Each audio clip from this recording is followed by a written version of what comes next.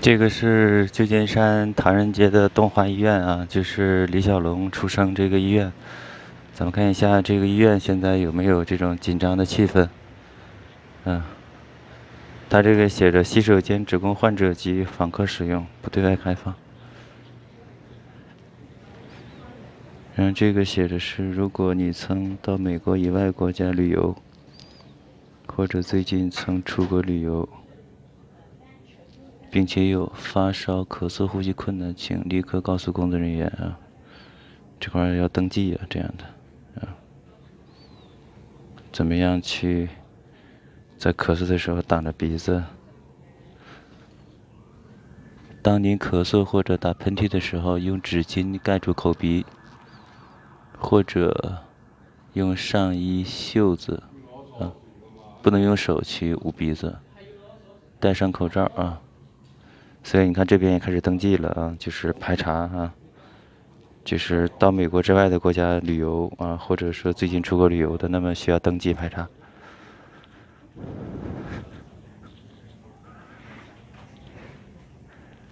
这是东华医院的旧址，已经拆掉了啊，好可惜呀。也不应该拆，应该留着啊，结果拆掉了啊。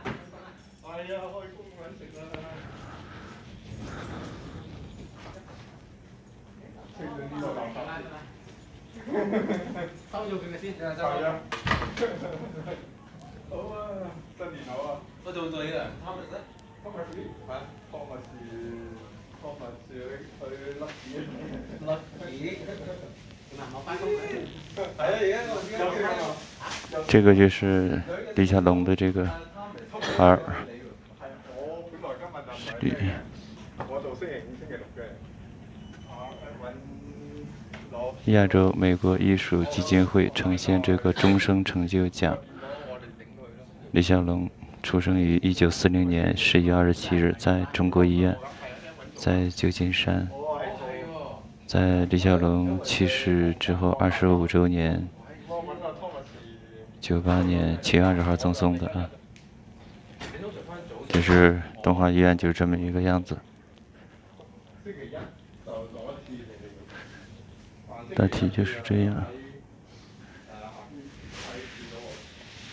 乔丽东华医院里，上承以光明之百年传统。它这个繁体字挺复杂的。Chinese Hospital New Tower， 中国医院新塔。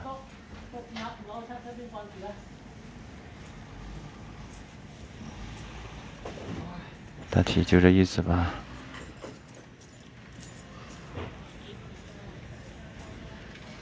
所以这边也是加紧了这种消毒啊，这样的东华医院。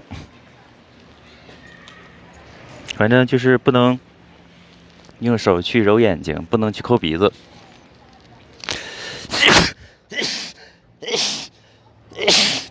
哎呀，我也打喷嚏了，好恐怖，好恐怖啊！